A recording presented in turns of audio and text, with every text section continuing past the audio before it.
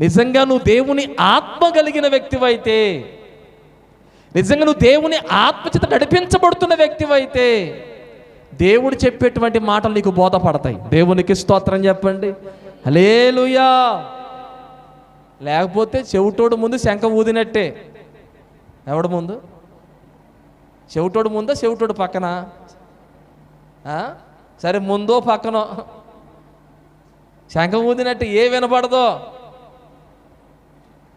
ఏముందిలే అన్నట్టు పోతాడు. ధనోడు కాదు కదా, వాక్య సంబంధి కాదు కదా, ఆత్మ సంబంధి కాదు కదా. దేవుడు తన వాక్యం ద్వారా మాట్లాడుతున్నప్పుడు, దైవ సేవ నిలబెట్టి దేవుడు మాట్లాడుతున్నప్పుడు అందరు వింటారా? యేసుదారా అని అందరు వింటారా? భూదేవమ్మ అందరు వినరు. ఎవరికైతే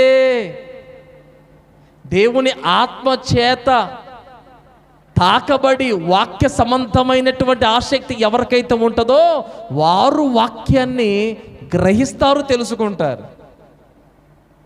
నా ప్రియ ప్రభు పిల్లలారా, ప్రియ దేవుని బిడ్డలారా, దేవుని ఆత్మ కలిగిన వాడు వివేచిస్తాడు దేవుని మాటలు. దేవుని ఆత్మ కలిగిన వాడు గ్రహిస్తాడు దేవుని మాటలు. దేవుని ఆత్మ కలిగిన వారే నేర్చుకుంటారు దేవుని మాటలు.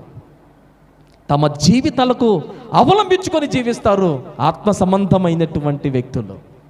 ఎందుకంటే ఆత్మ సంబంధులకే అవి బోధపడతాయి, అర్థమవుతాయి. దేవునికి స్తోత్రం. హల్లెలూయా. కాబట్టి ఇప్పుడు సద్దుకాయలు ఎలా లేరంటే ఆత్మ సంబంధులుగా లేరు వాళ్ళు. ఎలా లేరు చెప్పాలి? ఎలా లేరు వాళ్ళు?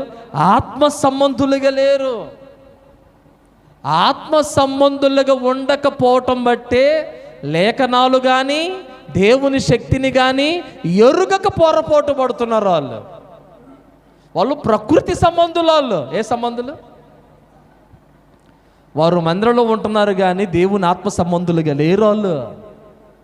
ధర్మశాస్త్రాన్ని పఠిస్తున్నారు కానీ ఆత్మ సంబంధులుగా లేరు వాళ్ళు. దేవుని బోధే అంటున్నారు కానీ ఆత్మ సంబంధులుగా లేరు వాళ్ళు.